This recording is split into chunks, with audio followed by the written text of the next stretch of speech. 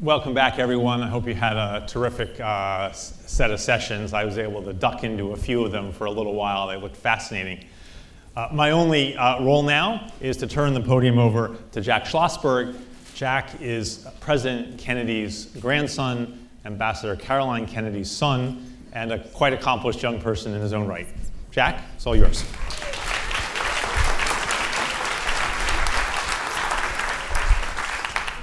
Thank you very much for that introduction. Thank you all for being here. Good afternoon. Thank you, Maggie Williams, and the IOP community for having us all here today, and for all the speakers for joining us. I'm honored to be here, to be back at the IOP. I was worried that, given the national holiday that coincides with this event, that many of the students may be otherwise preoccupied. But then I remembered that this is Harvard and not Yale, so. My grandfather, President Kennedy, believed that at its best, politics and public service can be a noble profession. He upheld that standard himself, and he celebrated public servants throughout history who did the same. As a young person living in the world today, wondering what I can and should do to build a future that I can be proud of, I often feel overwhelmed or dismayed or angry or some combination of the three. It's helpful, I find, in these moments to remember that the world of the 1960s was challenging and complicated as well. Nuclear war, disease, poverty, civil rights were all problems that the Kennedy administration encountered. President Kennedy's leadership was defined by a combination of compassion and strength. He listened to others, he acknowledged America's shortcomings, and he laid out bold plans to address those problems. Today, in moments when we may feel powerless, we can do the same, and we can still demand the same high standard of leadership in our own country. That is what we're doing here today, by listening and learning from people who are committed to solving problems. We may not get the answers that we're looking for or make the progress that we hope to, but as President Kennedy said in his inaugural address, let us begin. In the next panel, we'll hear from politicians and public servants who share that belief and remind us all that President Kennedy's vision is still alive today, as are many of his relatives. Some people need an introduction, and other people are named David Gergen. David is a distinguished man, a professor of public service and co-director for the Center of Public Leadership at the Harvard Kennedy School. He serves as a senior political analyst for CNN, and therefore he has taught me many of the biggest words that I know. He's an advisor to 4 U.S. presidents of both parties, and please welcome to the stage Mr. David Gergen.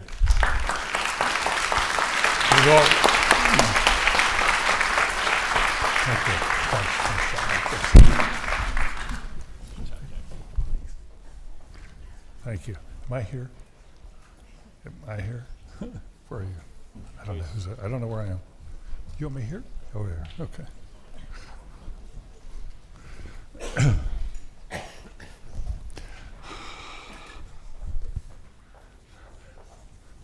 Good evening, and thank you very much. Thank you, Jack. Well, Yale man always delivers, right? Yes. So it's good to have you here. I must say, it does, Dean Elmendorf said on the way out here, this feels like a family reunion. And you're right about that. John Kennedy, it's amazing. His daughter is here, his only grandson is here, and 2 of his grandnephews, or let's see, and it's a remarkable grandnephew and grandniece. Yeah. Oh, and I didn't see it. Smith. Oh, terrific. I'm glad to see you. Welcome to the Kennedy family. That's terrific. We're honored to have all of you here, and thank you. This forum is so brings back so many memories of John Kennedy, because it's a gathering place for people of very different views who have a chance to say things that are really smart and often bring a sense of humor, the kind of irony that President Kennedy brought to politics. And I remember growing up whenever he had a press conference, I was in college at the time, and we stopped everything. This was at Yale. We stopped everything and went to hear his press conferences because they were the most interesting thing that was happening. So this forum really represents, I think, a lot of what he did and has what he represents to so many of us. Let me briefly introduce. You have biographies that are more detailed that you have with you, but immediately to my left is Secretary Chao. Elaine, this is her second cabinet post. She's Secretary of Transportation. She has had a remarkably interesting and long career in public service. I think we got to know each other pretty well when you were at United way back when, and we've kept up since. She and her husband have been very supportive of this institution. She was here not long ago to dedicate a building from her family over at the business school. We're glad to have you back, Elaine. Thank you so much. Good.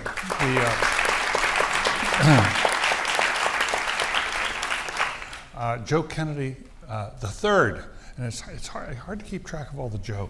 Yeah, a lot of Joes. But he now represents, he's in his third term as a member of Congress here from Massachusetts. He has been a star of the delegation, increasingly important voice. Many are now speculating about his future. We will not press you very much on that, but if you wish to make any announcements here today, the floor is open.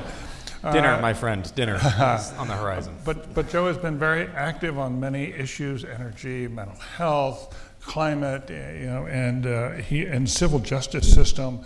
He is got a bachelor's degree from Stanford, which I thought was very much in the Kennedy spirit, and a JD from the Harvard Law School. So we're delighted to have you here. To his left is Elise Stefanik. I always get that mixed up, Elise. She is in her second term to Congress right from the beginning. She's as a Republican. She represents upstate New York from Saratoga up to the Canadian border.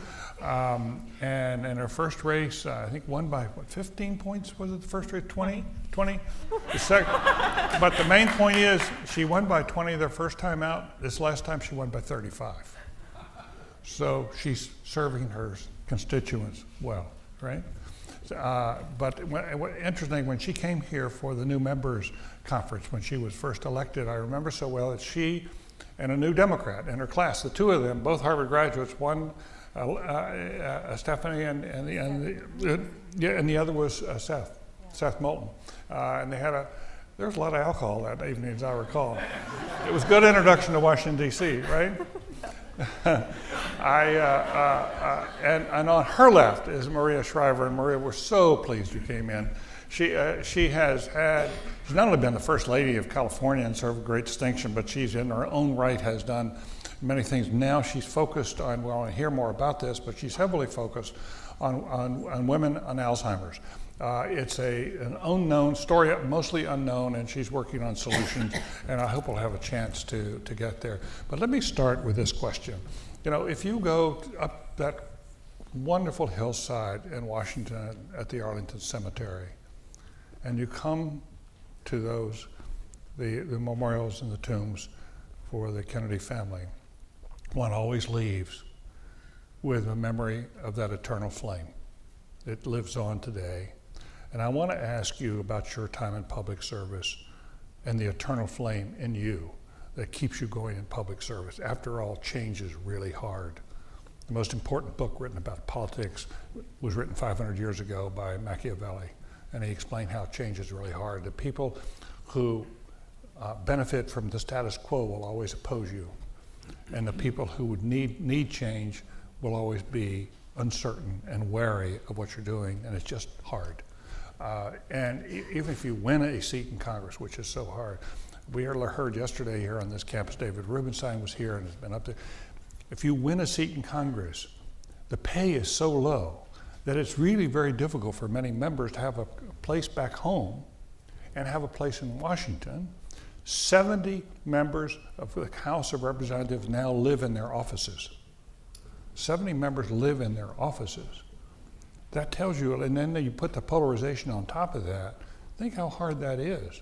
So something has to burn inside you to make you do that. And I'm just curious about your own story, what it is inside you that keeps you going, gives you hope, and drives your passion. Elaine. Why am I first? For many reasons. No, I'm delighted to be able to answer that question, and it's a wonderful question, especially given today's times. For me, I'm an immigrant to this country. I came when I was 8 years old. I didn't speak English. I was just speaking with President Drew Faust about the number of new students on this campus. But when I went to college for the very first time, I've never dated. I didn't know how to use a knife and fork because I always went home for lunch during my high school years. And I certainly did not understand the whole weekend dating thing that was occurring at women's colleges. You were at Holyoke. Yes. Yeah. And I think, though, my initial years adjusting to this country and trying to understand how to get along and how to enter mainstream America made me stronger. It gave me a better perspective on how to be a better leader, to feel more empathetic, and to be able to understand those who are vulnerable, who are outcasts, who are not part of the usual community of people that we see. So for me, someone asked me this recently, and I know it's going to surprise you. They asked me whether I feel like I'm an insider, because I'm not like the establishment, and I don't, not at all. I still remember how difficult it was when we first came to America. We lived in a one-bedroom apartment in New York City. My father worked 3 jobs to make ends meet. My mother would see my father leave every day. It was too expensive for him to call her, and she would not know until the end of the day whether the father of her 3 daughters would be coming home. And she lived with this fear every single day. So I tell these stories to show that they're very much a part of me. I think they've made me stronger, they've made me more empathetic, and I think they've made me a better leader. So it all comes full circle. And do they give you an inner drive? I think it has to. When you remember how difficult it was and how vulnerable and how frightened we were, how can we not reach out and help others who are feeling the same way? So I feel that I agree with Jack, who talked about President John F. Kennedy, and believe very much that government service, federal service, it's a noble calling. We have an opportunity and a responsibility to improve our society and our country, and it is a privilege to serve. Thank you. Thank you, Joe. Professor, thank you. Thank you all for coming. Thank you for having me here. Nice to be with family again. Good to see all of you. Grateful. Thanks for the invitation, too. Eternal flame, 5 years might seem like an eternity in Washington. I'm not so sure I can go with an eternity in terms of my drive. But look, I think, at least from my perspective, these moments are challenging times in Washington.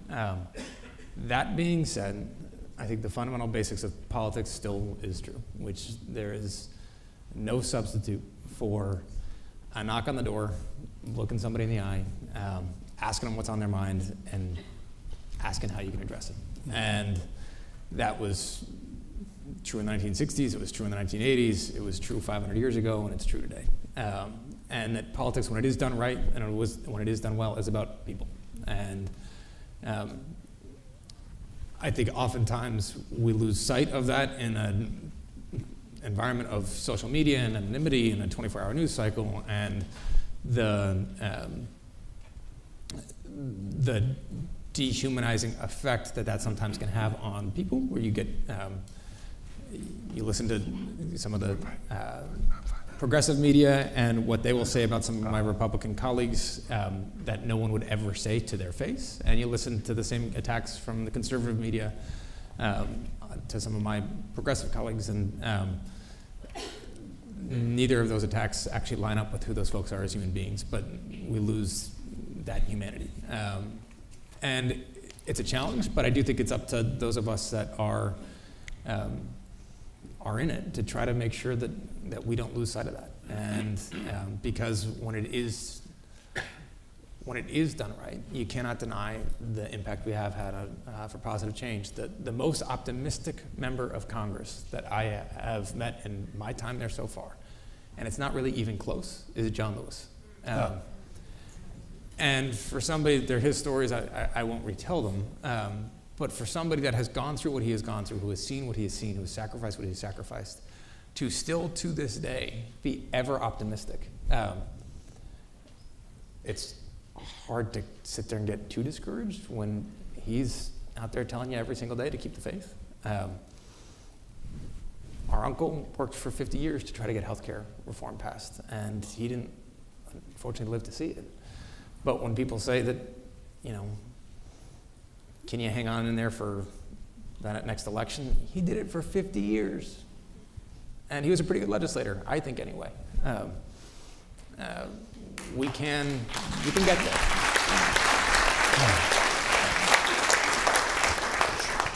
Reflect for a moment on what it is like to carry the mantle of responsibility with your name. What is it like to be a candidate? Look, I'm going to pitch that to Maria. Look, Professor, there's... Please just stay with me. Look, I'm obviously very, very proud of the contribution that my family has made, and a number of them here have made to our country. I think those accomplishments are real. We've had an awful lot of help along the way as well. And I think it's a testament to what, as we've seen this change now over several generations, that a commitment to public service, whether that's an elected office or not, whether it's through government services, a U.S. ambassador, whether it's through a major public health crisis of our time, whether it's through environmental stewardship or documentary films or taking on the challenges that affect us today as a society and trying to say, if they affect us as a society, it's going to necessitate a societal response. And the name we give that response happens to be government. Barney Frank, my predecessor, said this far more eloquently than I ever could, but he said, government is simply the name we give to the things we do together. And that's all it is. I think it's men and women sitting around a table trying to solve a problem. And if you come at it that way, you do what you can every single day to put one foot in front of your other and roll up your sleeves and dive on in and solve the problem. And I think there's plenty of problems that we need to solve. Thank you. Elise. Well, first of all, thank you so much for the opportunity to participate in this panel. I also feel like I'm crashing a family get-together, so it's great to be with you, Joe. You know, my story is somewhat non-traditional. My parents were never involved in politics. They were involved in their community, but neither had ever, you know, even thought about running for office. My parents didn't have the opportunity to graduate from college. They started a small family business when I was 7 years old, and I saw firsthand how you can work hard to give the next generation better opportunities. So for me, sitting here on this stage, when I was a freshman undergrad here, I had the opportunity to work with Ted Sorensen, who was President Kennedy's speechwriter. He was a fellow my freshman fall. And I think back to his message of the impact young people can have in public service and in shaping the future of our country. And that's what keeps me going. That's what keeps me working hard to represent my district when I see young people fearful about their future and worried about the lack of economic opportunity, particularly in upstate New York, where many young people have moved away. So I try to lead by example, and that's not a partisan issue. We want young people to step up and feel that need for an eternal flame to shape the country we're leaving for future generations. Did Ted Sorensen inspire you when you were here? Because you were active in the IOP. Absolutely. I became hooked on the IOP after that experience, and I pinched myself every week when we would have our study group, and we heard history firsthand. You know, I had read about the Cuban Missile Crisis, but to hear Ted talk about it with experience, that's quite a heady weekly discussion to go through for an 18-year-old. And I toured the Kennedy Library for the first time with Ted Sorensen in a small group, and to look at the exhibits through his his eyes was just incredible, and that inspired me, and I think it's one of the reasons why I decided to ultimately run for office. I didn't know it at the time, but that helped shape my future, certainly. When Ted Sorensen was here at the IOP, he once said that he had had many, many accomplishments in life over a wide range of activities, but that he knew when he died that his obituary, the first sentence would always be Ted Sorensen, speechwriter to John F. Kennedy. And he said that's not the headline he wanted. It was Ted Sorensen, 107, attacked by jealous husband.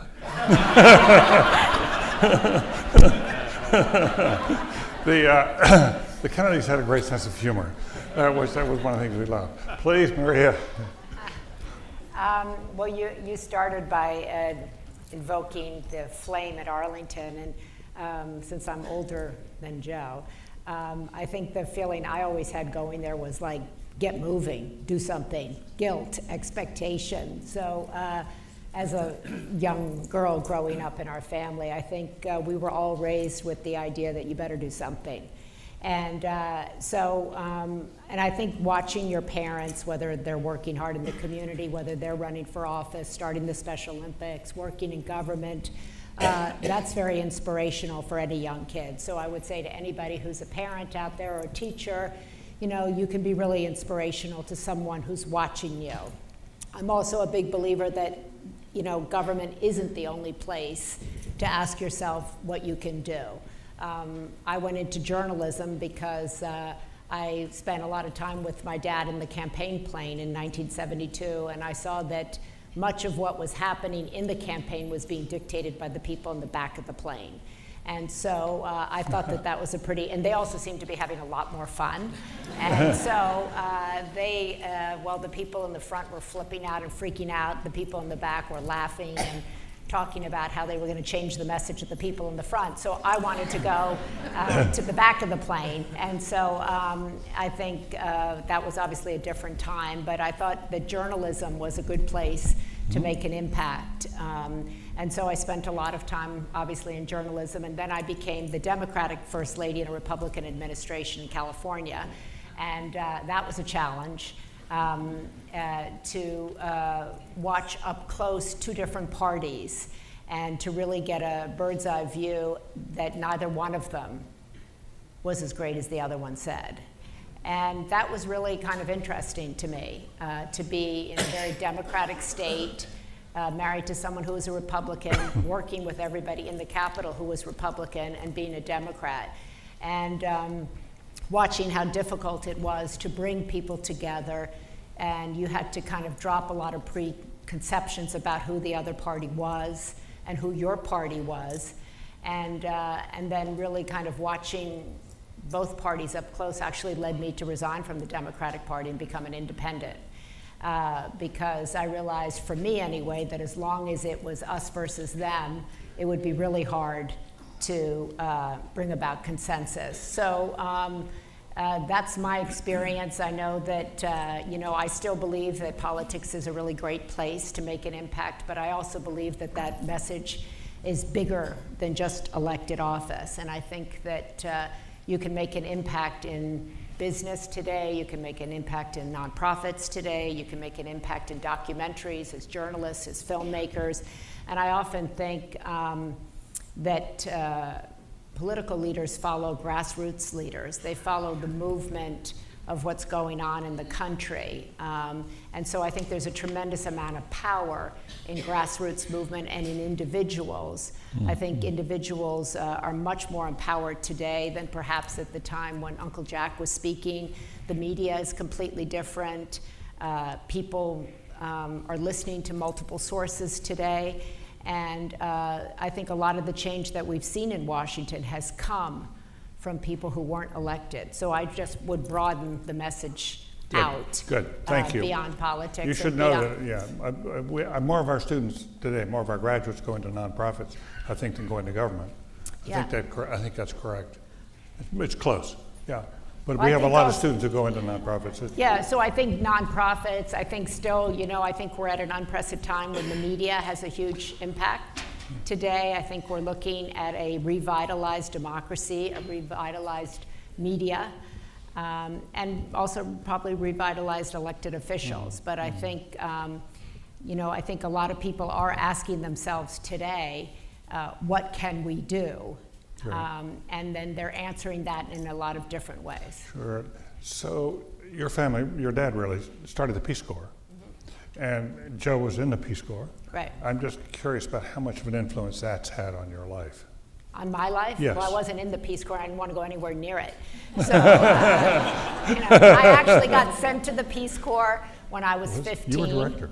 Oh, Elaine, I forgot. Okay, Elaine was director. I'm sorry, I should have objected that. So I got sent to the Peace Corps when I was 15 with the idea that I would like it. And my father and I did not like it at all. I was like, where's the closest Four Seasons? Where is the closest shower? This is not my alley, okay? So that's why I went into journalism, because I knew my parents would either sign me up for the Peace Corps or make me a permanent director of Special Olympics. So I was like, okay, I'm gonna find my own thing. Yeah. But I was obviously very influenced because my parents always had over, Peace Corps volunteers. They had people from the War on Poverty, and they were both, I think, in a way ahead of their time because they used our home, which many people characterized as chaotic and insane, but they both looked beyond parties. So my father had a lot of Republicans over, Democrats over, religious leaders over. There were nuns, there were Special Olympics athletes, there were it was all mixing. And I think one of the things that is also, when you speak about, both of them were very creative. And they were very creative in how they conceived of ideas, how they conceived of programs. And I think that's a challenge also for government today, because young people, I think, are incredibly creative.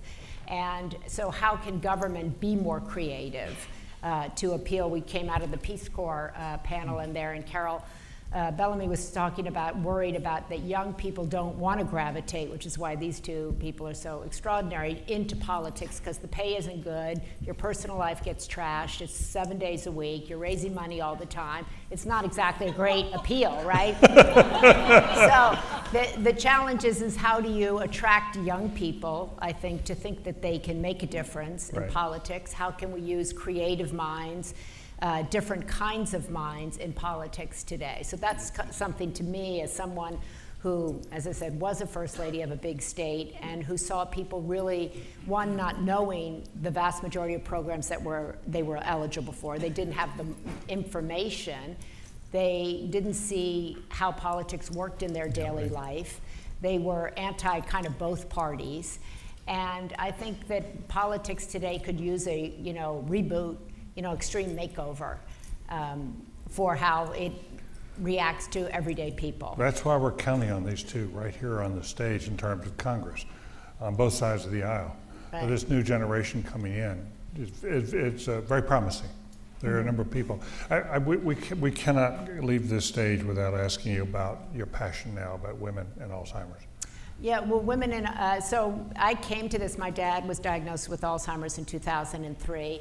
And I realized that I knew very little about it, so I wrote a children's book, and then I was running a big women's conference when I was First Lady of California, and I found more and more women found themselves at a caregiving situation and were coming up to me and saying, my mom has Alzheimer's, my dad, I have to drop out of my work, I'm losing my income.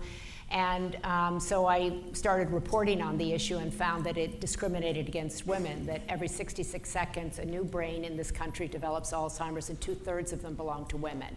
And nobody knows why that is. And it's primarily because we haven't researched women.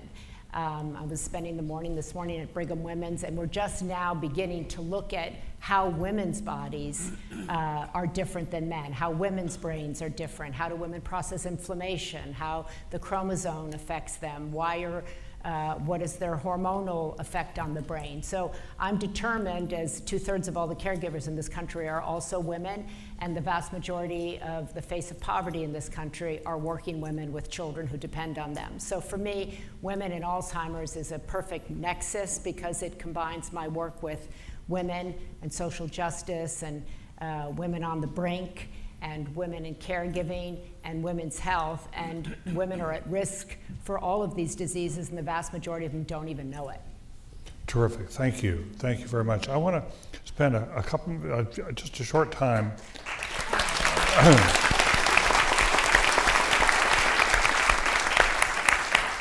Short time on. Joe's been really helpful to me. I bet. I think we ought to focus for a few moments on what's actually happening, about to happen or not happen in Washington, because the three of you are wrestling with these problems now. Elise, let's start with you. So Donald Trump, President Trump, is now said to be considering wanting to have health care passed in the House next week and then move on to tax reform. And yet you're the vice chair of the Tuesday group, I think, and which is a group of moderates that who are so important in the Republican House. Tell us where things are going. How hard is this to get these things done? And I want to come eventually to Elaine about the president has got at least three major initiatives he wants to get passed in this session of Congress. One is on health care, another is on taxes, on tax reform, tax cuts, and the third is on infrastructure. Where are we, from your perspective in the House now? You're going to be called upon to make big decisions here in the next few days, you personally. Well, certainly healthcare has an impact on every family across this country, every congressional district. And in my district, I represent upstate New York, so I'm in a state that has expanded Medicaid. And there are different perspectives for states that have chosen to expand Medicaid and those that haven't. What I care about is making sure that we have better quality, the best access we can with a specific focus on rural communities like I represent. Right. And I think making sure that community health centers also are an important part of this discussion. What I don't think gets enough coverage is in my first 2 years of Congress, we actually passed a number of fixes to the Affordable Care Act. So I think both parties acknowledge that there have to be changes to make sure that we're continuing to improve health care. In terms of the dynamics currently, there's been a lot of discussions over the past few weeks as to what the direction would be. The final legislative text has not been shared, but that is something that we'll look to. You haven't seen a text? This week, no. There have been drafts that are circulated. Various members are introducing amendments.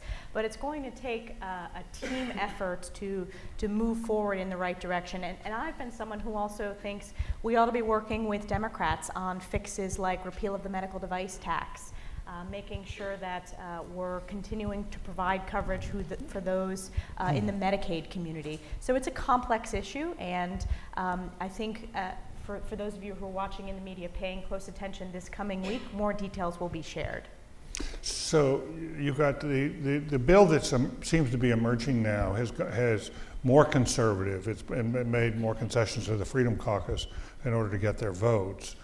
But I would assume that that's made it much more difficult for the moderates to go along. So I don't want to characterize the bill until we see the language. But I mean, you're being asked to vote next week and you haven't seen the bill. Let's just make, this is one of the interesting things that's happening in Washington. No, it happened with Obamacare too, by the way. Just to correct the record, David, we make sure that any time a bill is brought to the floor that it's published 3 days in advance so that members have the opportunity to read it. And there have already been members who have said that, let's make sure that we have a discussion. Right. We're going to continue talking about it, and we go back into session on Tuesday, and Joe and I have already talked. We're going to make sure that we're in contact about what the schedule is next week and whether it gets drawn into the weekend. But it's a complex issue, and again, my priority is with my constituents, getting their feedback. I had a town hall 2 days ago, and it was a very productive discussion. People are frustrated with rising costs, but they're also concerned and they care about coverage. Mm-hmm. So more to come, more discussions this week. But these are critical issues that every member has to look very closely at how will impact their district. Terrific. Joe, from your point of view, is there any prospect that Democrats will find a bridge back to work with Republicans on health care or tax reform?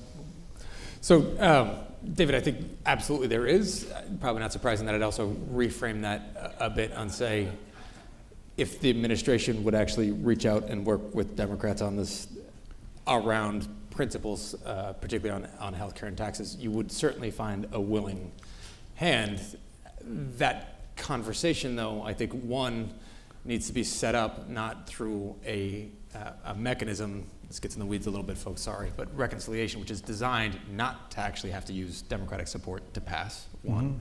Two, when the discussion starts to be about a bill that results in 24 million fewer people having access to health care, we're going to have a problem. And so, probably not a surprise to those of you in the audience, I was not a big fan of the first draft of the legislation. I recognize the fact that there are other congressional districts across this country that have had struggles with increasing costs and rising premiums and deductibles, and coverage. Healthcare is a complex issue. But, and a big but, it's never going to be perfect. We happen to be in a state at the moment that has a roughly 3.5% unemployment rate and a 2.8% uninsured rate.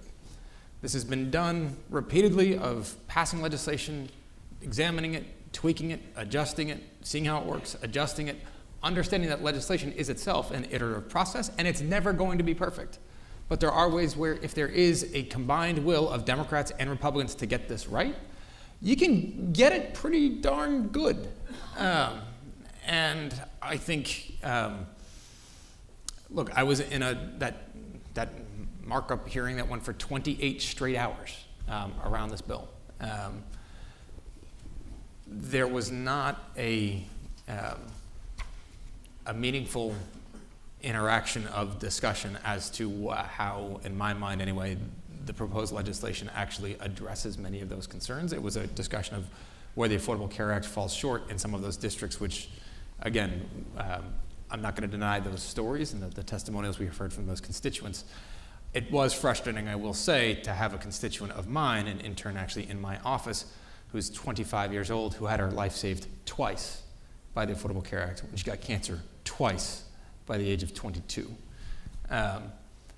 And have her there sitting in the front row with some colleagues that say this bill is a disaster and is causing the destruction of the republic. To have her say, I understand you've got frustrations with it, but can't you also see the person in the front row whose life has been saved by it? And you have to acknowledge that it's actually done some good too. And until we can get to that point of Democrats, yes, acknowledging that there's ways that we have to strengthen the legislation, Republicans also acknowledging that the bill has done some good, which I think part of their legislation tacitly acknowledged, and then creating a space to actually engage in that conversation, it's going to be tough. The last thing I'd say on this is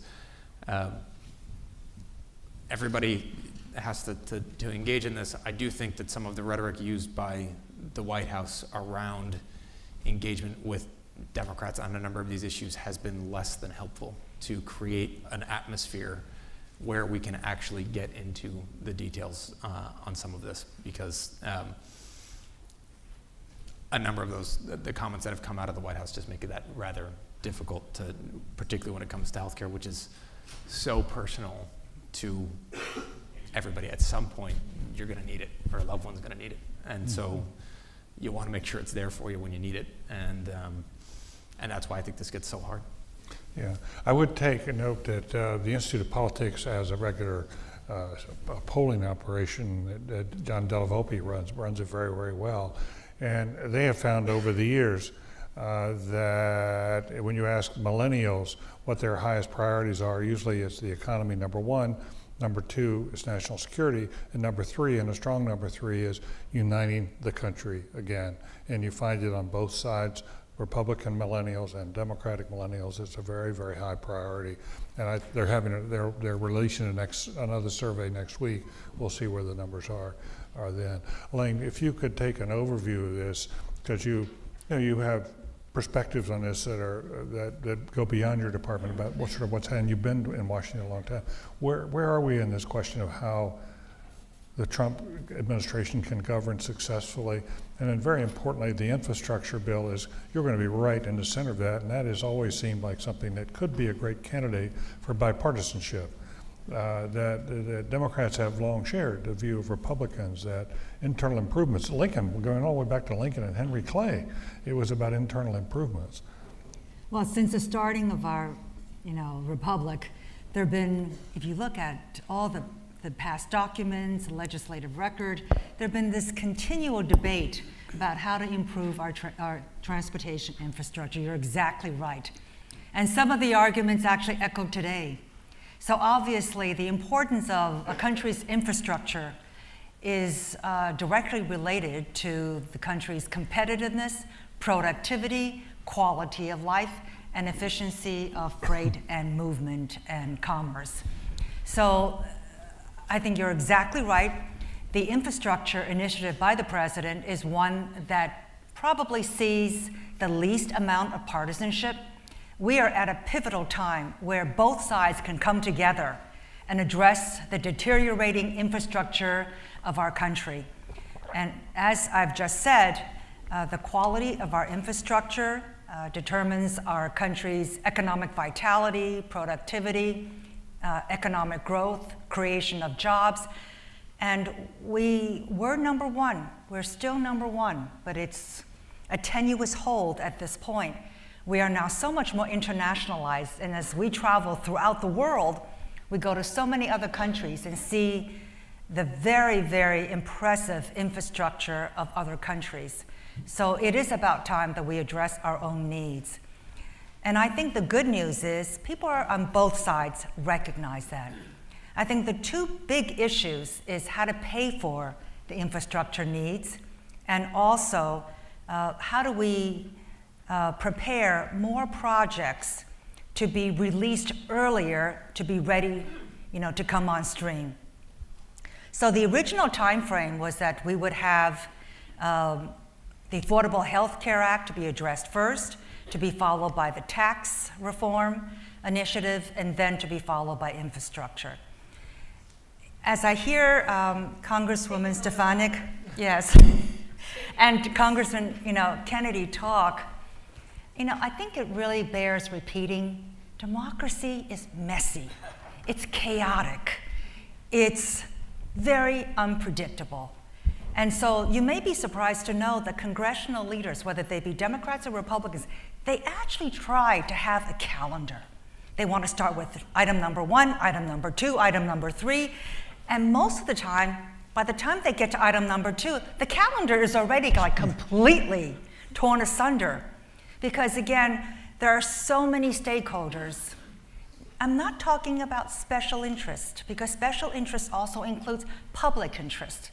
I'm talking about Americans who feel passionately about their point of view, how they think our country can be improved, and they use the public forum to make their point of view. So in Washington, it's a culmination of the marketplace, or if you want to, the battlefield of ideas. There's not a dearth of ideas. It's how do we come together and make them into reality. So on the infrastructure project, the Democrats have their own bill. It's 100% federal funding. To the Republicans, that is just not doable because of considerations about the deficit and about crowding out of the private sector markets. So the Republicans are thinking about some other type of funding and financing for infrastructure. And so the president has set up an infrastructure task force, and it includes very impressive leaders in the private sector, Richard Lafrac, Steve Roth, who are co-chairs of this infrastructure task force. Josh Harris of Apollo Management is one of the 3 founders of Apollo Management, is one of the task force members.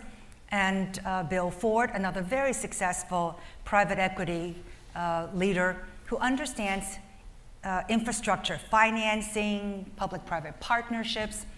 So with this task force, who will come up with ideas and with a menu, not a set proposal, but just offer menus of items that can be chosen, and that the policymakers can decide. We also have an interagency process where there are about 10 to 12 departments within the federal government that are sitting at the table.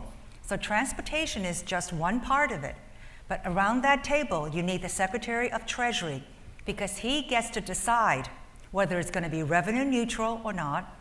Director of the OMB Once the top number is decided, he's going to decide how to allocate the funds. Number 3, Secretary of Commerce, because commerce is going to be a major part of this. Secretary of Labor, because there are labor components of this bill as well. And then, of course, I'm at the table. There is also the Secretary of Energy. The infrastructure project initiative that we are thinking about will also include energy, water, VA hospitals as infrastructure, broadband, and so we need also the Secretaries of Agriculture, Interior, EPA, FCC, Department of Defense, because the Army Corps of Engineers is also involved in construction. Interior and Agriculture also own major federal assets. So you start out— Sounds complex. That's my point. Yeah. So we start out with saying, why is it that we can't have a smoother process? It's because just within the federal government alone, we have 12 different departments that have a hand in infrastructure. And so we all have to come together, work with the outside task force, listen to our, we have town hall meetings elsewhere, listen to people outside of government as to what they want in their communities. It is a huge task, and it is a very dynamic process. But that's also the beauty of our democracy, that we solicit input and that we listen. There are lots of different opinions, lots of different points of view, but we have to have this national dialogue which brings all of us together, through which a national consensus emerges. And it's a messy process, but it's the best that we've got. We're going to be going to the floor in just a moment, so if you have questions, if you want to start lining up the microphones, we're going to do that. But I want to have one quick round and then go to the floor on the question that is very pertinent. Now, Michael Porter at the business school gave a talk this week, has written about this earlier. He's been co-heading the competitiveness project at the business school, U.S. competitiveness. And he's now come up with a strong argument that the broken nature of government, the polarization, is really harming America's competitiveness. And I just wonder quickly if you see that. I mean, you must look at China's Silk Road project and think, wow, what they're doing with that is really, and they're marching right off. I think that is a very good question. And I will leave it up to the audience. You select. Do you want your voices heard? You are, so many of you are participating at the school district level. You're participating in your city councils, in your town halls. I mean, this is your right as an American. Now, it is messy. It's bureaucratic. It takes a while. If we had, unilateral approach to government, sure, a lot of these things can happen very quickly. But how do we do that here? Sure. Do you all sense that this question about our internal political problems are really making a difference in our capacity to be a world power? This was something that President Kennedy, for example, was quite concerned about all throughout his presidency. What happened inside the United States made a huge difference from his perspective. I'll let them talk, and then I'm going to come back to this question. Good. Okay. Yes. I agree with that, and I think when you were talking about that, you were just saying that young people want, or it's jobs and security, and want people to come together. In California, the fastest growing party is that of decline to state independence, and most people who are starting businesses would hear that description and go like, oi. I mean, to have to go through all that bureaucracy when everybody else in business is innovating, streamlining, they wonder, like, why isn't government? Why isn't it keeping up with, look, Uber figures it out like this, right? Postmates, nobody, in California, they don't have a car, they have a delivery service, everything is happening so fast. There are companies servicing people that didn't exist a year or two ago. And I think they look at government and go, why is it so bureaucratic? Why is it so slow? And California, we had a big infrastructure project and people just couldn't come together on it. And so I think also when it comes back— Was that the high-speed rail? Yeah, but I mean, getting people to come together, you said that was the third thing that people— It's much, come together on what? And what are the things they want people to come together on? And as long as they're like, he's a Democrat, she's a Republican, it makes it hard for people to come together. In California, we have open primaries, so there's a lot kind of moving in that, people pushing their leaders, pushing their systems, forward. So does California, so goes the nation. Elise? Yeah, I think there's a few fundamental problems with the political climate right now. One is oftentimes the media covers the gridlock and the negativity more than they cover the bipartisan victories. So I was struck in my first term, we passed legislation that was the first update to No Child Left Behind. We authorized K-12 education. We passed a comprehensive opioid and heroin bill, which is impacting districts across this country. That's not getting the above-the-fold news coverage. What's getting the above-the-fold news coverage is the infighting. I also think if you look at how media is absorbed, particularly social media, you hear from like-minded individuals and you're not necessarily exposed to or the not like-minded individuals, at least based on my Twitter feed. Well, bit of both. Maybe that's what we hear Bit of from, but I both. think most people tend to get news and comments from people who share their political beliefs. And I think we ought to think long and hard about how we can bring a diversity of opinions together to actually hash out those discussions. But I also think, to your point, are we an example for other countries around the world? It is important for us to keep in mind that other growing democracies are continuing to look to the U.S. for leadership.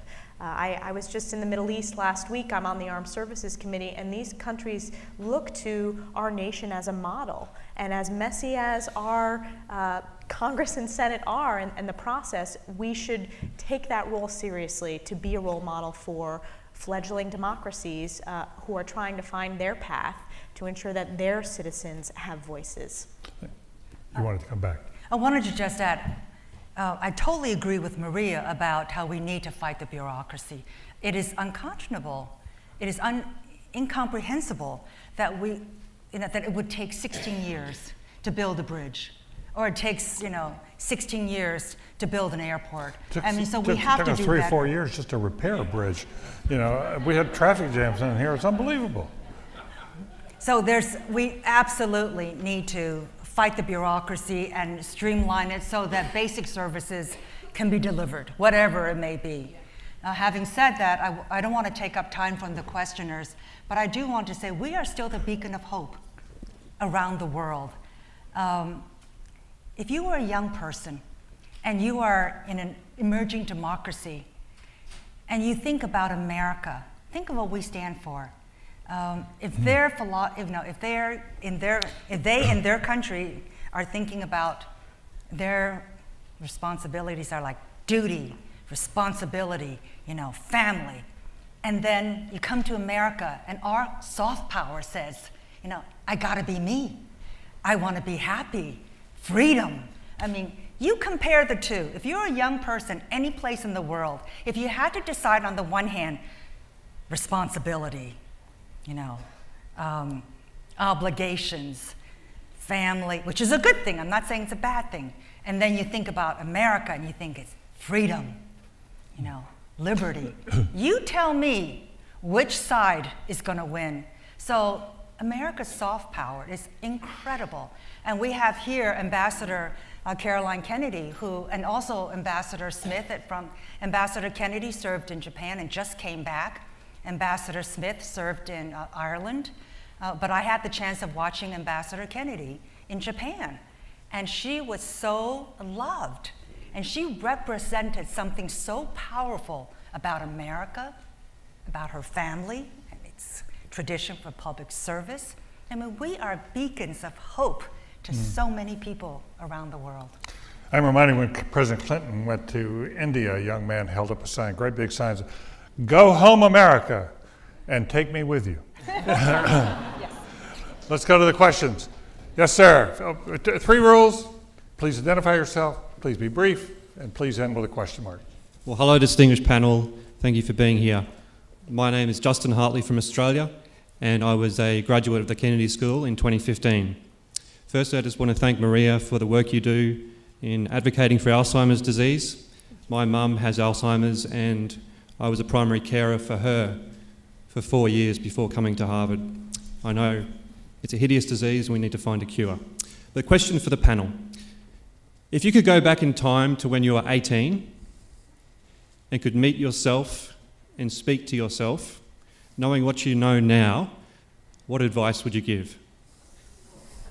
I'll start. Don't be afraid. I think when I was starting out, I was so afraid that I was going to be homeless, but you laugh, that I was going to be like out in the street, that I wouldn't be able to find a job, and that I'd be a complete disgrace to my family. I'm Asian American, remember? So it was like, and that the newspapers are going to say Elaine Chao fails whole family, and 3 generations before and 3 generations afterwards. So if I now have a sense of humor. So I would say to my younger self, don't be afraid. This is a wonderful country, and there are many, many people who are very willing to help. It's a great question. I think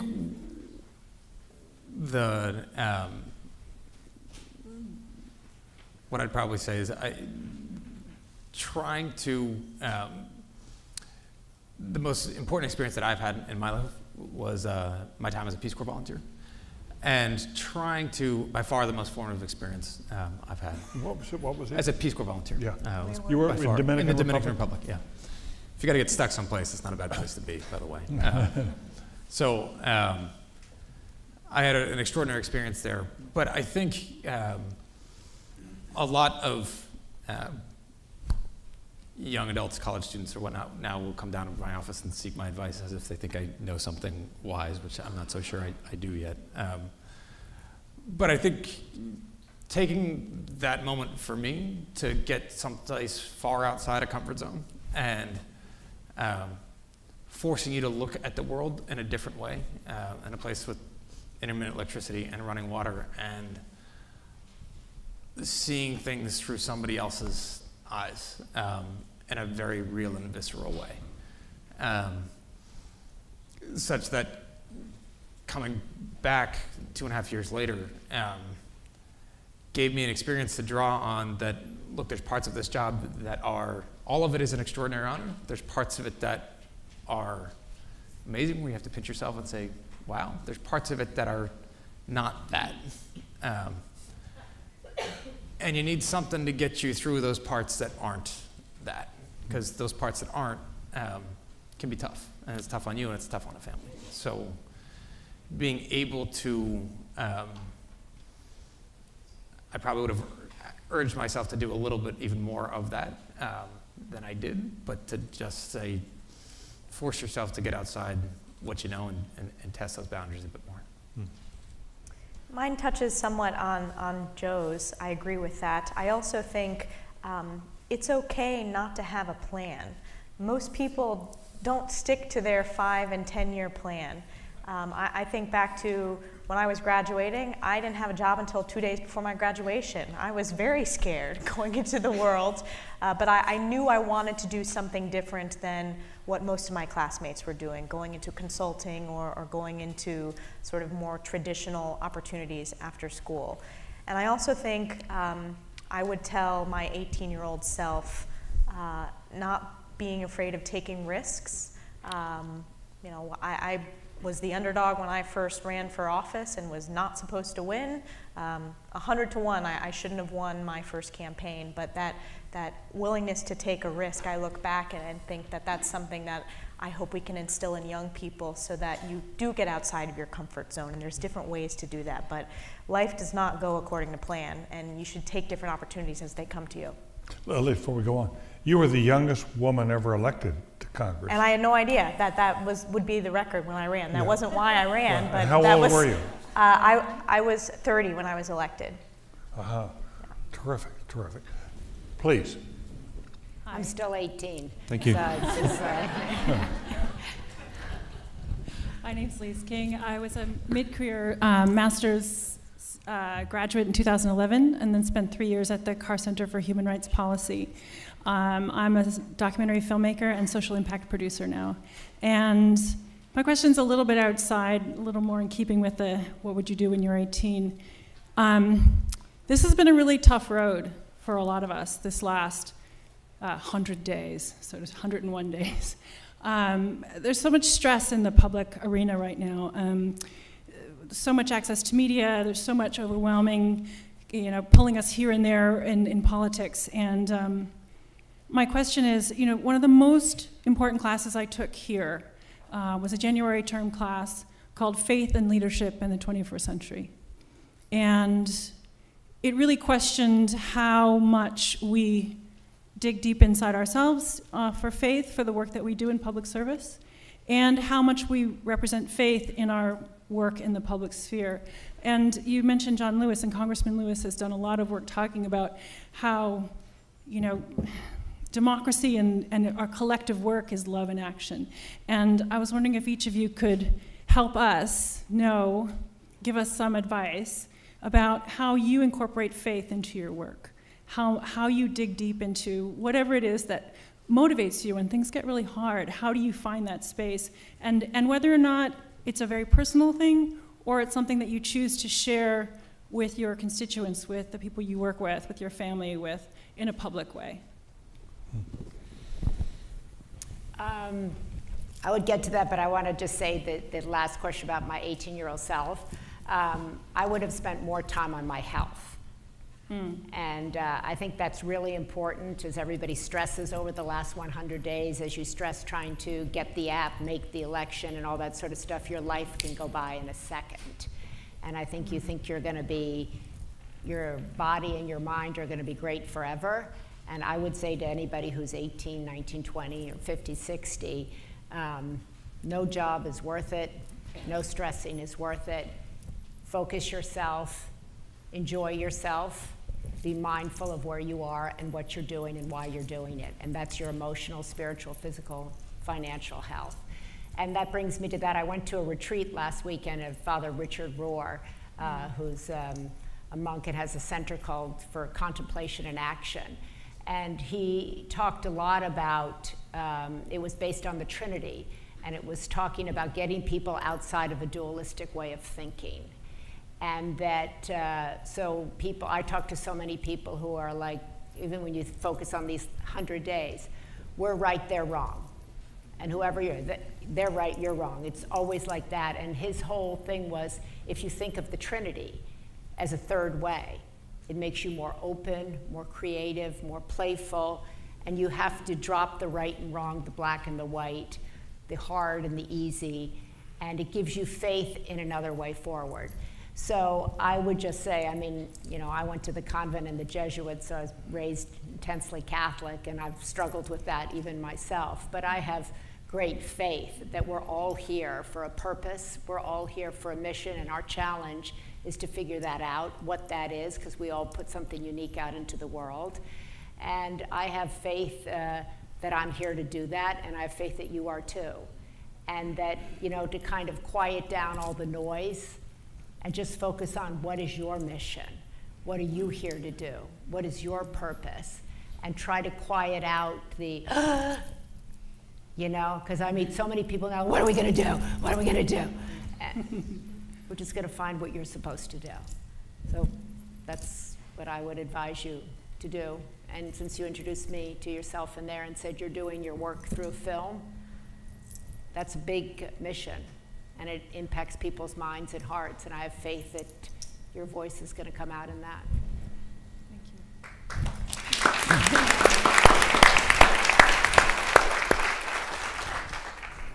you. Good evening. Thanks so much for being here. Does anybody else want to chip in? Oh, I'm sorry. Did you have a follow-up? Oh, I was just asking if anyone else wanted to.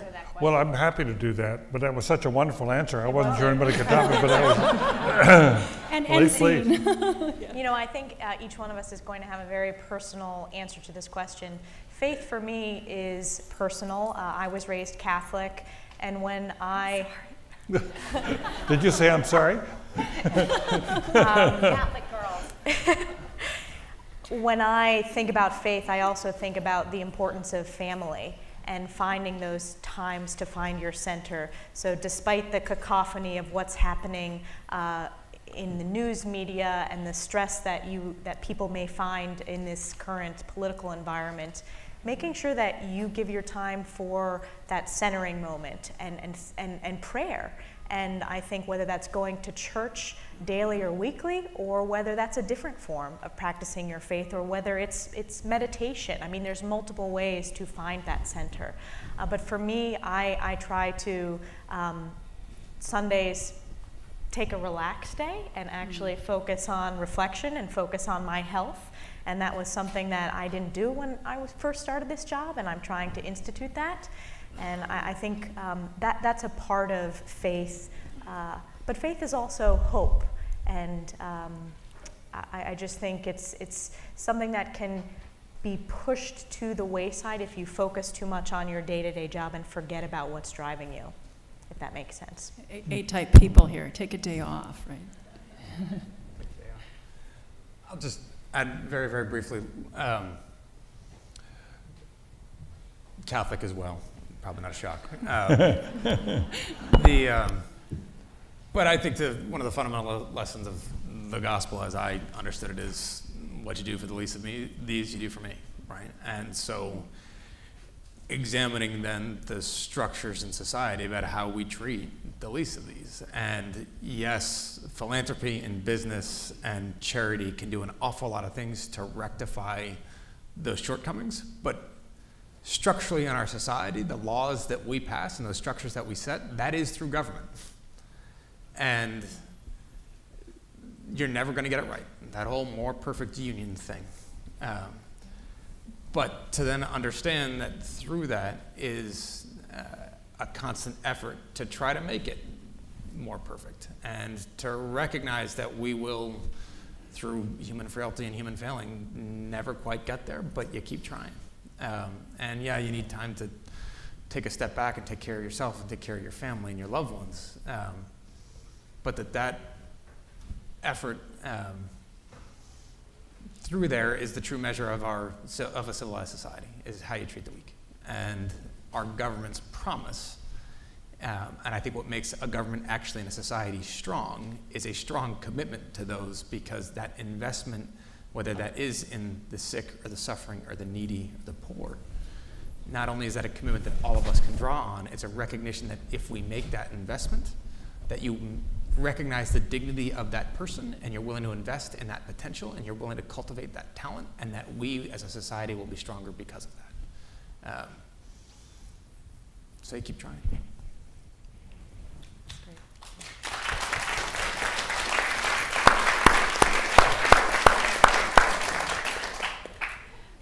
I come from a Christian family, and the faith of my parents really inspire me.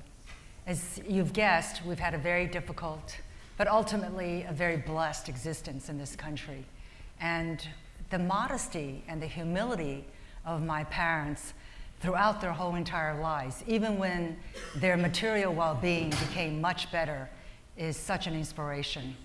Even when they had very little, they always gave. And their guiding principle in life was to be a good person and to contribute themselves to society.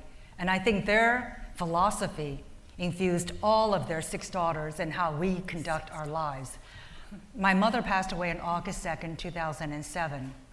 And prior to her passing, my parents had been very generous benefactors, but they always gave anonymously, because they believed that even though they worked so hard, whatever came to them was because of the blessing of God, and they had a responsibility to share whatever riches they had with others in the glory of God.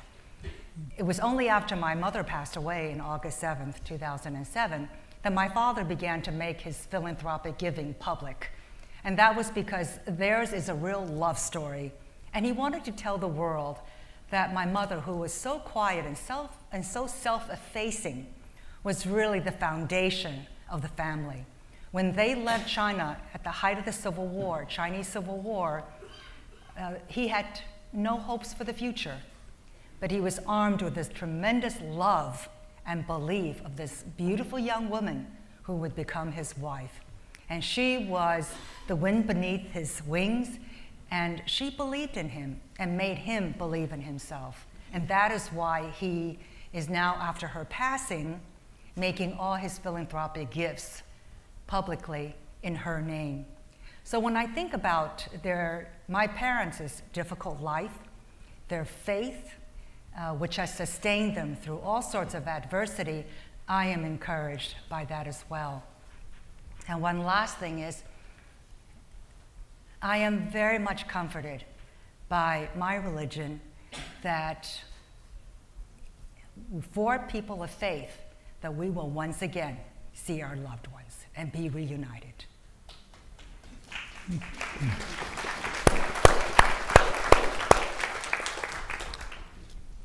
Hi, good evening. Thank you so much for being here.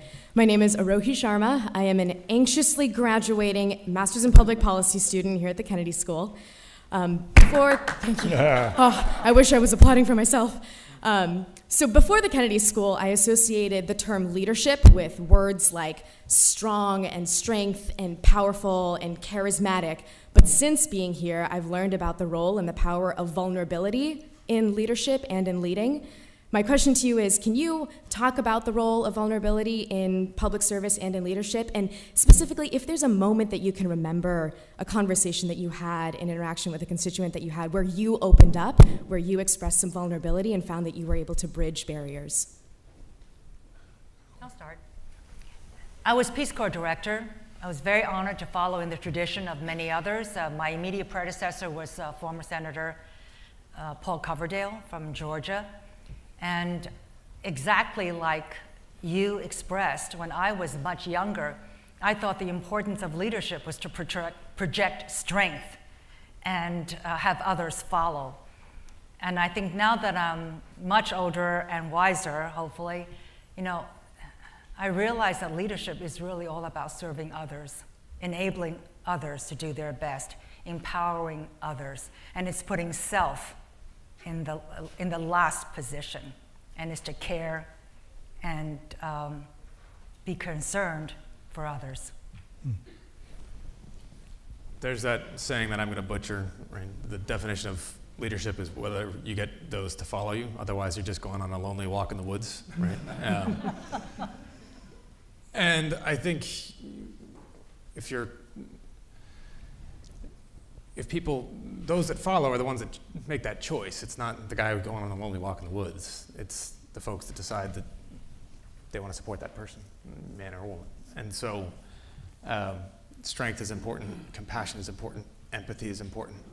And look, vulnerability I think is important. When you're talking to people, particularly I think when it comes to elective representation, most folks more than anything else, yeah, they care about policies. My first campaign, I had white papers up there on our website too. No one read them, right? It's a question of, ultimately, when you're faced with a tough choice, which way are you going to go? What's your gut going to tell you? Which way are you going to be drawn? And I think most people, certainly when I think of the folks that I look to in my political leadership, my senators, our governor, statewide officials, our president, that's what I look for too. I'm not going to agree on every issue, but I want to know where their heart is. And if I'm going to know that, you have to open up yourself enough for me to tell. And that means not just me understanding what you're willing to fight for, but what lessons you've learned in order to actually get you to that point where you're willing to fight for it. Healthcare is something that's very important to everybody. My family, my own immediate family, like many others, have had those really scary moments with a loved one. I talked about it a little bit over the course of this healthcare debate, where I got a phone call that everybody dreads with regards to my fiance then wife when she collapsed one day at work. And luckily, we were able to focus on her recovery, and she's okay. But I think it's in moments like that where you recognize that as good as everything else might be for you in that moment before, very little else matters in that moment thereof. And the question then again, when it comes to healthcare, is about the commitment that we make to each other to care for each other in your time of need, knowing that at some point you're going to need it too, just like I did that day, and my family did. And I hope that you're willing to make that commitment to me, and I am willing to make that commitment to you. And it's about how we treat each other in our time of need. But I think folks that are, it's hard to get a sense of what leaders are willing to fight for if they won't tell you. I think it's a great question. I think, in today's world, we're looking for leaders that are real people, that are authentic, and with that authenticity comes vulnerability and empathy. I think women are particularly effective at showing their empathy in ways. And you asked, was there a moment when you felt vulnerable? I distinctly remember a moment during my campaign when for some reason, my dad hadn't heard my stump speech. I mean, he had watched it, he had gone to certain events, but this was the first time that he was seated in the audience and I was talking about being raised by both of my parents. And I got choked up and couldn't kind of control myself and started crying because I was so proud of them. I was proud about how they've helped form me into a hardworking, civically minded individual. And there was a fear that set in. I said, oh my gosh, I'm a young candidate. I'm 29 years old. I'm crying, standing in front of 60 people. No one's ever going to vote for me now. And what I found, though, was, I was embarrassed. I went to the side afterwards, and people, hugged me afterwards, and I realized that vulnerability and that authenticity and that really organic moment, that was okay. And that's a good quality of a leader. I'm not saying that to pat myself on the back, but we need to be seeing more of that. I think of two images that show an extraordinarily strong commander-in-chief, and you saw it with both President Obama and President Bush when they were awarding Medal of Honors. They would show emotion and cry and be physically moved by these heroic acts. That's a strong leader. It's showing it in a different way, but that's strength. And I think that vulnerability and emotions, it's okay to do that in public life. Well, I would agree with a lot of what was said up here. I think, I think leadership looks different with men and women. I think it looks different over your lifetime. I think as a leader, you want to be able to answer the why. Why are you here? What is your why? What are you really trying to do with it? And I think that when you said you used to think of it as power and strength, and now you think of it as vulnerability, I think there's a whole list of words I would add to that. I think you have to be strong. I think you have to be hopeful. You have to know why. You have to be vulnerable. It's going to be really lonely. It's going to be really hard. There are going to be moments when you cry. There are going to be moments when you're mad as hell. And I think to understand that that's leadership, that's humanity. And that whether you can show that you're crying, but sometimes you get a lot of stuff done when you're like a bitch, like that. Sometimes that's quite effective, I might add. But, it's, I think being human, knowing, like when you should have both. And I think that, I think we all want leaders who can be all of those things, just like we want in a friend, right? We want it. So I think to kind of take a leader and take it off, him or her off of the pedestal, and think of them as like you, that I think is a good way of looking at leadership, because there's a leader in you. There's a leader in every single person here. And there's a flawed human being in every leader. And so I think that recognizing that our leaders are human beings, flawed, and I think that shows huge growth on part of the public, to allow our leaders to be flawed, to allow them to grow, to allow our public officials to change their minds, to allow men to cry and not go like, what's up with that? And allow women to be super strong and go now, like, what's up with that? I think we're a very judgmental society, actually. And I think the more we can be gracious to all genders and allow those qualities of vulnerability in men, strength in women, complexities in both, the better we will be as followers and as leaders. Thank you.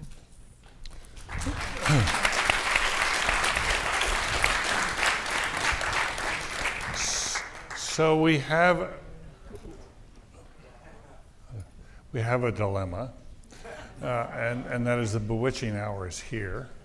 I'm afraid for those of you that have been waiting to ask questions, we've had such good questions and such wonderful answers that we're not going to be able to get to many, but we'll have one last question, and we'll ask only those people who want to respond, and it'll be brief, and then the dean is going to close it out. Yes, sir. Good afternoon. I am Richard Dong, a 10th grader at San Marino High, SoCal. And here's my question. As President JFK once said, leadership and learning As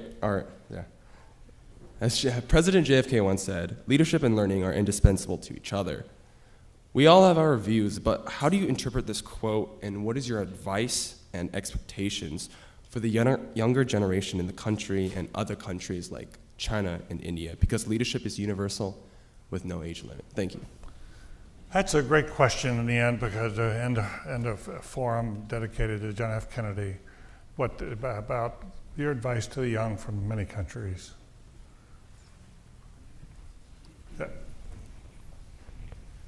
Why are you looking at me? Well, he started with China. As we say in Kentucky, I'm not a foreigner. I didn't know you cited the Kentucky, but go ahead. I thought we were only going to, that's a difficult please. question. Who would like to answer? Because I think it's, we're so unique in this country in that we have such freedoms. And for a lot of other young people in other countries, they don't have the liberties, the freedoms that we do here. So I want to tell them to pursue their dreams, but I don't know what their restrictions are. I don't know what their cultural environments are. I would hope that they would work hard, that they can pursue their dreams, but I can say with certainty here in America that that indeed is true. And to an American young person here, I would say, you know, find your passion in life, go after it, and never give up. I was thinking, Joe, that Bobby Kennedy, some most famous speeches, like as in South Africa, were to young people of other lands.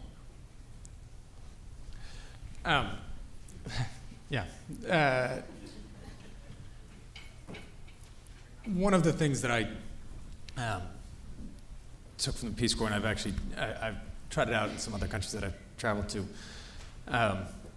in Africa and other places as well.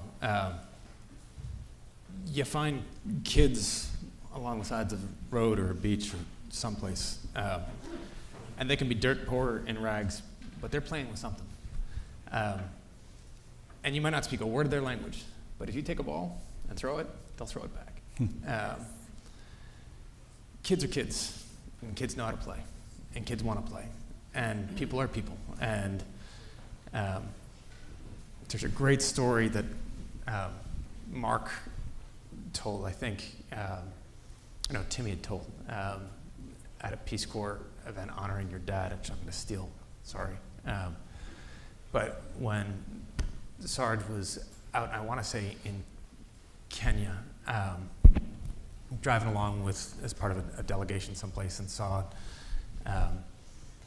some native Kenyans that didn't know who he was, didn't speak a word of the language, and he and the armed delegation there started to get a little nervous because Sarge stopped the truck, jumped off it, and ran on over to him, put his arms around him, and walked back with him and introduced him to the security detail that was guarding your dad, and they had no idea what to do, and Sarge thought it was the greatest thing and was conversing with people that didn't speak a word of English, and he didn't speak a word of whatever language was, but it was a grand old time had by all. And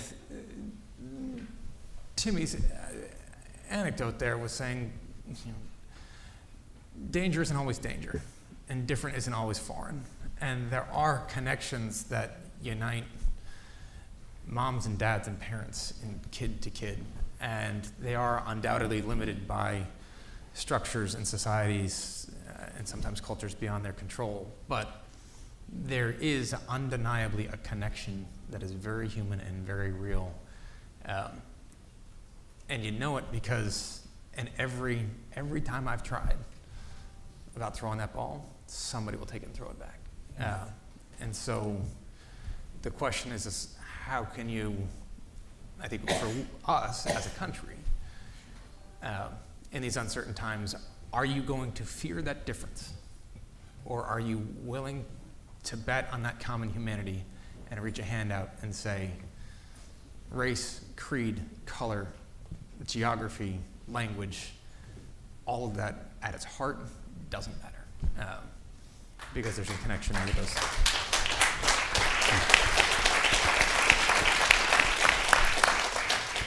I think part of the question was also how do you communicate with young people, no matter what country they're from. And I have to say that when there are those difficult days, the most optimistic times I spend in this job are when I talk to young people, whether it's young people who are from other communities or it's fifth graders in schools that I represent. So I think a message for young people, no matter whether it's China, as you mentioned, India, or other countries around the world, we have high expectations for you. There are a number of issues that globally we are going to have to grapple with, and I have full confidence, and I know that our young people are up to the task because they inspire me. They keep me going when I talk to high schoolers and college students. So I think despite the stress of the past few months, I'm optimistic about the future, and I think that's a message we need to spread to young people around the world today. I'm also very optimistic, and I often, for 4 young children, I spend a lot of time with people in their 20s, and my message to young people is spend more time with people that are older than you. And sometimes your greatest teachers are in your own home, sitting next to you, driving you to school, at your own kitchen table. I think we can do a much better job connecting generations in this country, sharing wisdom, and telling our stories to one another. I think there's so much to be learned from someone your age to me and someone your age talking to me. And I think one of the things I talk a lot about with Alzheimer's is one of the quickest way for people to get sick is to be socially isolated. And that, I think, is an epidemic that we're seeing in this country of loneliness. We have 10,000 baby boomers turning 65 every day, and society tells them they're done. And nothing could be further from the case. There's so much wisdom well beyond your school with people who are twice, 3 times your age. So I think I would say to young people, go seek out somebody who's your grandparent or your grandparent's friend. Talk to them about what they've learned. Talk to them about how they have come to see leadership change over time. Talk to your mother, another woman, about her journey. And learn, because sometimes your greatest teachers are the person sitting next to you in the chair. So that's what I tell to young people. People who are older are pretty wise. So listen to them. That's great.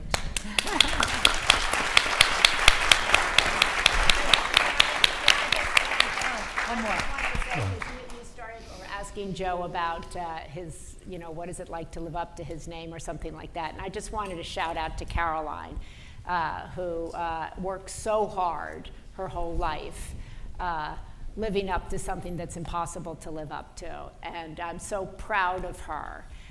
For her speech this morning, for the way she's raised her children, her marriage, her whole life. And so much of this comes alive, this in the library, really because she wears it all so elegantly and effortlessly, and that's leadership. So I just wanted to say that.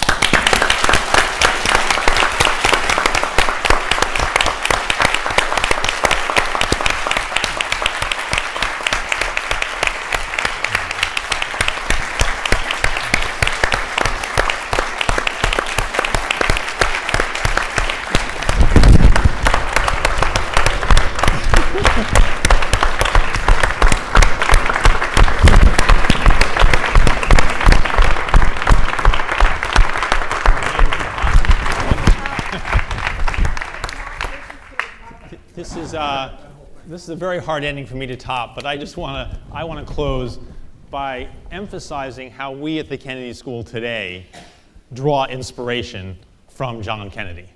We are proud to be the John F. Kennedy School of Government because we strive to change the world in the way that he urged, to ask what we can do to help other people. I believe so strongly that each of us has both an opportunity and a responsibility to engage in public life in ways that can make everyone's life better across this country and around the world. And we can think of no better way to celebrate the centennial of John Kennedy's birth than rededicating ourselves to that mission. In 1966, Jackie Kennedy said that John Kennedy believed one person can make a difference and everyone should try. Those are words for us all in this room and in the Kennedy School community and in the world as a whole to live by. Thank you very much for joining us today. Thank you, Connie.